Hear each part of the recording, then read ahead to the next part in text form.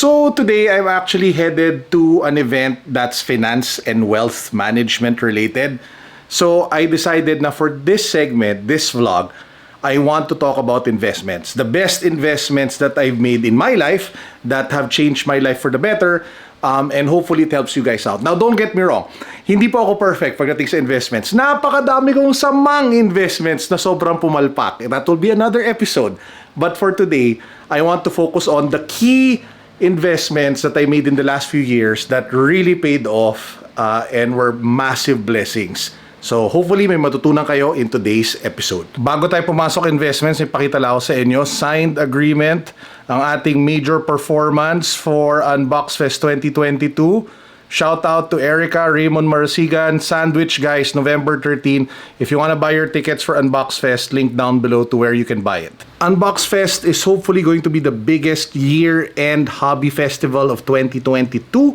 I hope to see you there, SMX MOA, November 12 to 13. Lahat na mangyayari, all the details, check out the Unboxcon Facebook page. Again, nakapin siya sa baba. Link down below, check it out. Now, the first thing I did right was I was able to build a war chest. Ano ibig sabihin ng war chest? Yan yung parang aking investment fund. Nabuo ko yan over the last few years by going to work, having a job, saving up. Alam mo, marami nagsasabi, mag-quit ka na ng trabaho mo, mag-resign ka na kaagad, you don't need a job, magnegosyo ka na lang. Guys, hindi ganun kasimple ang buhay. Maraming tao kailangan ng trabaho kasi they need the salary to be able to build up their war chest, their capital, na pang inenegosyo nila. So, hindi pwedeng quit ka na lang, YOLO, tapos good luck. Pati si Siri, naniniwala sa akin, no? Hindi pwedeng ganun. Kailangan pa rin natin ng trabaho. So, doon ako nagsimula. For the last few years, trabaho, pasok sa office, ipon, build a war chest. And nung nagkaroon na ako ng emergency fund, savings, pagkatapos ng war chest, doon na ako nagnegosyo. So, ito yung mga investments na pinasukan ko ng pera in the last 2 to 3 years. Okay, so why is the war chest super important? Kasi I've realized that a lot of the best investments that you can make, it really boils down to timing. Ibig sabihin nun that you have the funds when you can make the investment, or over time. So, two things yun. When I say timing, ibig sabihin nun, you strike at a certain point with much more capital, or over time, you keep on investing over a set period, and pag tumagal siya, mas malaki yung pumapasok na pera. Simula muna tayo doon sa timing. Naalala na niyo when the pandemic first hit, so that was actually one of the biggest moves that I made kasi nagbagsakan lahat ng stocks. Bumagsak ang PSE, bumagsak ang mga blue chip company prices. Ang sabi ng mga investment gurus back then, parang may major sale ng mga blue chip companies. And that was really true because some of the bigger companies such as PLDT went all the way down to 900. Ayala Corporation was down. A lot of the dividend stocks that I was buying before, their prices just plummeted. And instead of reacting to the fact na ang daming red sa stock market ng mga previous investments ko, I looked at it as an opportunity to buy really cheap. Again, yung presumption nito is meron ka na save. Yun yung step 1. Kailangan mo mag-save. Kailangan mo ng emergency fund. Kailangan mo ng investment fund. Okay? Pag nagawa mo na yun, ito na yung next part. So, pumasok ako, bumili ako really cheap, and there was a point that from 900, kunyari si PLDT, went all the way up to almost, I think almost 2,000, I think 1.9, hindi ko na maalala kung nag-2,000 siya. Si Ayala Land, si Ayala Corp, alam mo yun, SPI, GMA, a lot of them really skyrocketed after a couple of months. Even Jollibee, Meralco, Metro Pacific, ang dami talaga na if you bought at that particular time, you could have seen siguro to double, triple the money that you put in after the economy started to open up again. That, I think, was my first best investment during the pandemic time. The second was capitalizing on the fact na maraming malls nagbibigay na sobrang laking discount sa rent. So, alam nyo naman, we put up Unbox Green Hills, we put up several businesses. And the reason why I went heavy on business during the pandemic time was because sobrang laki ng discount sa rent, sobrang daling mag-negotiate to be able to get, a space in different malls. In fact, I was talking to a couple of my friends who are into retail. Some of them, lalo na yung mga in the technology space, talagang nag-hardcore expansion during the pandemic kasi it was so much easier to negotiate and lease space at very favorable terms. So again, babalik ka dun sa una ko sinabi na if nakapag-save ka, if meron kang investment fund, if meron kang war chest, pag dumating yung opportunity, ready ka. Sabi nga nila, diba, luck is when opportunity meets preparation.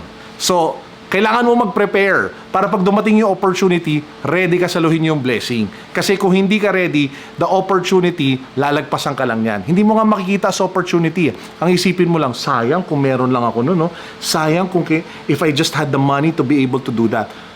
Titigil na natin yung sayang. As early as now, if you're still young and you're watching this, sabihin natin you're in your 20s, or sabihin natin mag-graduate ka pa lang, or sabihin na kahit even in your 30s, it's never too late. Guys, I'm 40 years old. I got into business when I was 39, 40, 38. Na yun talaga hardcore. Dati may mga side hustle ako tsaka negosyo.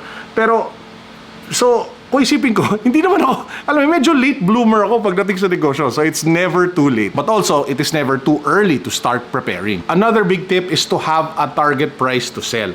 Sabihin natin, nag-invest ka in stocks or nag-invest ka in crypto back then. Kung wala kang target price to sell, nahawakan mo lang yan forever. Di ba nga sabi nila, alam mo yan, kung hindi ka diamond hands, I forgot the term pagdating sa crypto, yung masyadong malambot yung kamay mo, nagbebenta ka kagad. Ako kasi, pag naabot ko na yung target ko, ibebenta ko talaga. Kasi I want to realize the revenue Ayokong on paper lang yung revenue. So for example, in stocks, when I said that if my money would times 2, times 3, benta na yan. Sa crypto, ang rule ko noon, if it was just times 3, times 4, happy na ako doon. Some people, pinagtawanan ako kasi dapat daw times 10. Parang ako naman, hindi naman ako, okay na ako sa times 3, times 4. It's not every day you find an investment that's like times 3, times 4, right?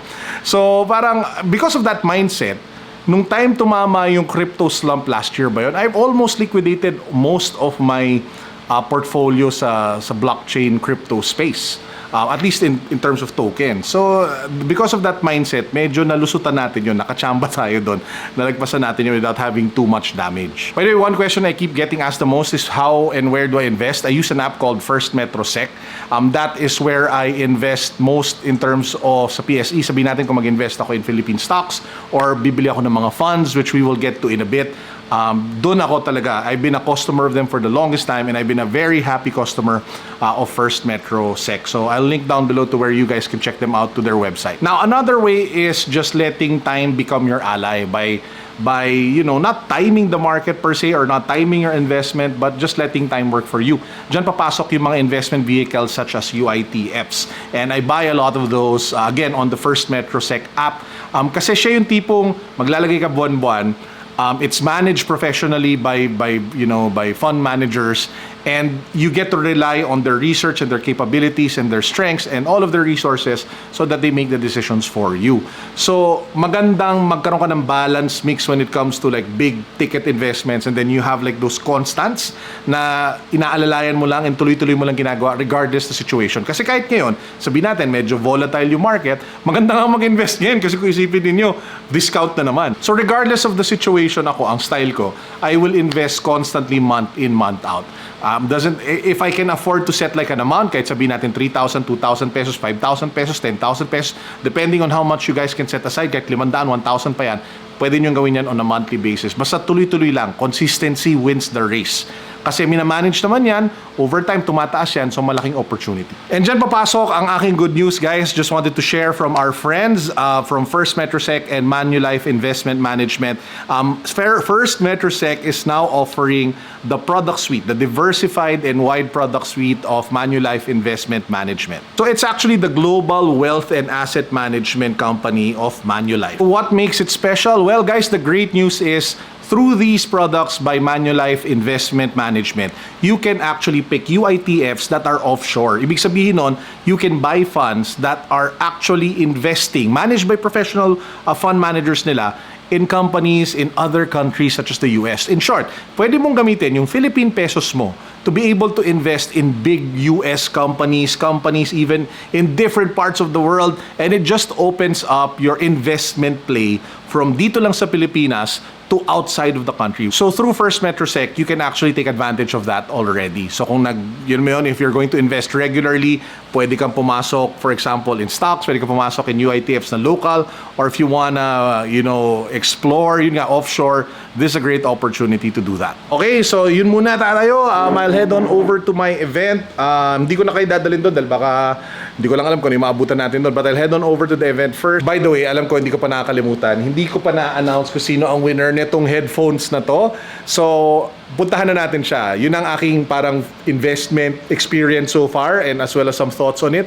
But para sa mga sumali sa giveaway na to, guys, this is it. Let's draw the winner. Tingnan natin kung sino ang nanalo. I will show a screenshot of the comment somewhere here kung sino nanalo nitong brand new Adidas headphones from my previous giveaway. Congratulations. Matagal na ako hindi nagpapag-giveaway. So congratulations sa iyo for winning the headphones. Gusto niyo ba ako magpag-giveaway?